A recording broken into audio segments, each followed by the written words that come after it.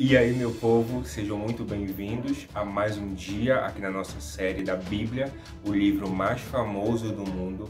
E hoje é o penúltimo, o quarto episódio, onde estamos conversando a respeito de assuntos, de curiosidades interessantes, históricas, arqueológicas da Bíblia Sagrada. E o porquê desse livro ter tanta bagagem, tanta força em muitos lugares do mundo, para muitas pessoas, ao ponto de sim, se tornar o livro mais famoso do mundo.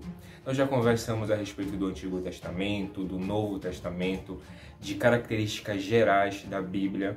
Conversamos também a respeito dos primeiros materiais usados para escrever os escritos sagrados, muito antes de termos a Bíblia como nós conhecemos hoje. E hoje vamos conversar a respeito dos escritos encontrados no Mar Morto. Mar Morto. Que isso? Já ouviu falar? Então fica aí. Tu já sabe, né? Vai ficando aí.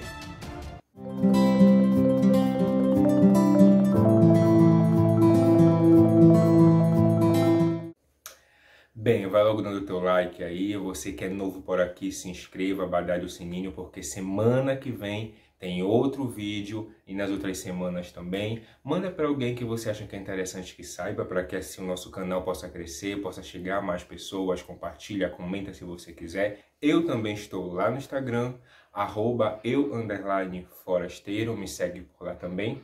E é isso. Hoje vamos conversar um pouco a respeito dos escritos encontrados próximo à região do Mar Morto. Primeiro, Elielton, o que é o Mar Morto? Bora lá, vamos resumir aqui para vocês o Mar Morto. O Mar Morto, na verdade, não é um mar, mas é um lago fechado com uma proporção grande de água salgada que se encontra lá no Oriente Médio. Vou colocar aqui uma figura para ilustrar melhor para você.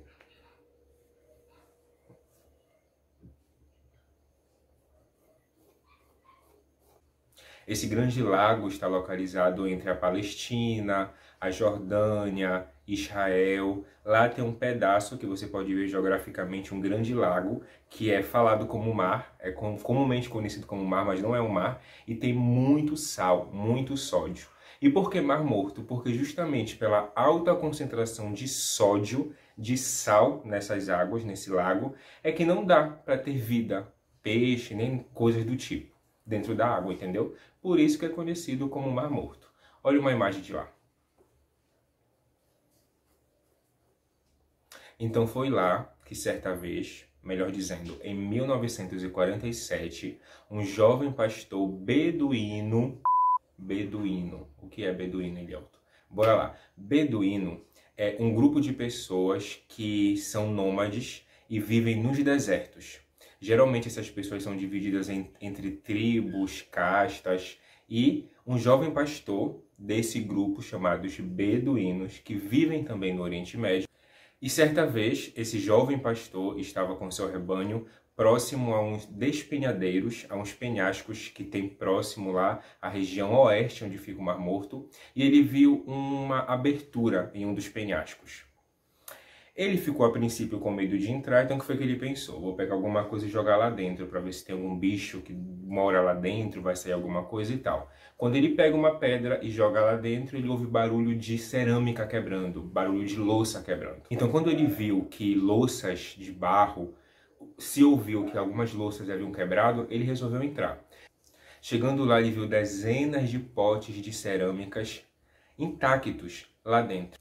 E quando ele abriu esses potes, ele percebeu que tinha dezenas de rolos dentro deles, antigos, escrito em linguagem hebraica. A princípio, ninguém se interessou por esses pergaminhos, por esses rolos que esse pastor beduíno havia encontrado. Porém, mais um pouco para frente, os arqueólogos, ao se deparar com essas relíquias, algo chamou muito a atenção entre eles.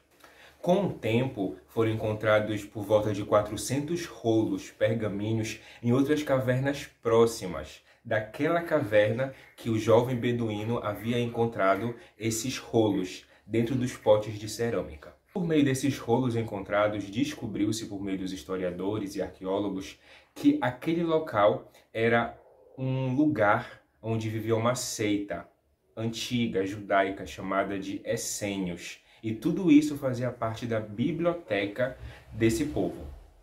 E esses rolos encontrados incluíam partes de todos os livros do Antigo Testamento, exceto o livro de Esté. Por algum motivo, o livro de Esté não foi encontrado entre esses rolos, mas todas as partes de livros do Antigo Testamento estavam lá no meio desses rolos encontrados, que fazia parte dessa antiga seita dos essênios, uma seita judaica.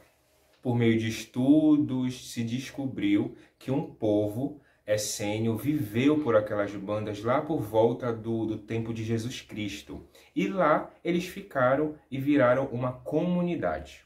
Mais para frente, escavações arqueológicas encontraram vestígios suficientes para entender que naquele local havia uma biblioteca, um escritório dessa seita, que possivelmente onde estavam esses rolos, esses manuscritos. Tinha também uma olaria, tinha um refeitório, havia um local onde era destinado para banhos rituais, havia uma torre de vigia, tudo isso pertencente aos essênios, a essa seita antiga judaica.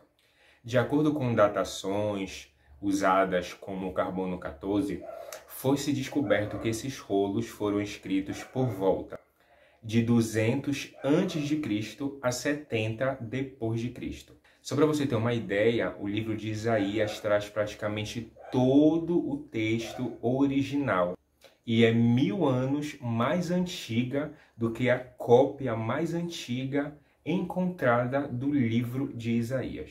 É interessante que os dois artefatos, os dois documentos, eram praticamente idênticos. Isso mostra como os copistas levavam realmente a sério o seu trabalho e copiavam miraculosamente, perfeitamente, aquilo que Deus havia revelado para os profetas, para os reis, para pessoas usadas a princípio, no início, para que pudessem escrever, falar, relatar e hoje a gente pudesse ter acesso a essa grande biblioteca da antiguidade. O maior documento da antiguidade que se temos registros hoje na mão de seres humanos é a Bíblia. O documento mais organizado, mais detalhado. Não existe outro na época da antiguidade tão bem conservado e organizado como a Bíblia Sagrada. E alguns desses manuscritos que foram encontrados próximo ao Mar Morto hoje pertencem ao Santuário do Livro, que tem lá em Jerusalém. E alguns desses manuscritos encontrados eram feitos de cobre. Muito interessante, não é? Bem, hoje eu queria trazer para vocês essas curiosidades interessantes, né? O como é importante nós termos esse conhecimento para que isso possa nos validar do ponto de vista histórico, arqueológico, o quanto é importante a Bíblia, o quanto a sua veracidade é fidedigna e o quanto vale a pena nós entendermos e conhecermos melhor esse livro que transforma vidas. Nunca vi nenhum outro livro, né, de nenhum outro autor ou de autores ou de personagens que de fato transformem vidas, tirem pessoas, muitas vezes, de emaranhados de trevas em todos os sentidos e as traga para algum tipo de luz ou para uma grande luz. Eu nunca vi um livro assim. Esse livro também me transformou e eu vou falar um pouquinho melhor a respeito disso e outras curiosidades históricas e arqueológicas amanhã, no nosso último episódio da série Bíblia, o livro mais famoso do mundo. Espero que você esteja aqui com a gente amanhã, espero que você esteja gostando, faça aí suas anotações, tome nota e que você possa conhecer um pouco melhor a respeito desse livro tão misterioso, tão lido, tão pouco entendido, tão criticado, mas tão em vista como nunca, ainda hoje na nossa atualidade. E é isso, até amanhã com o último episódio da série. Até mais!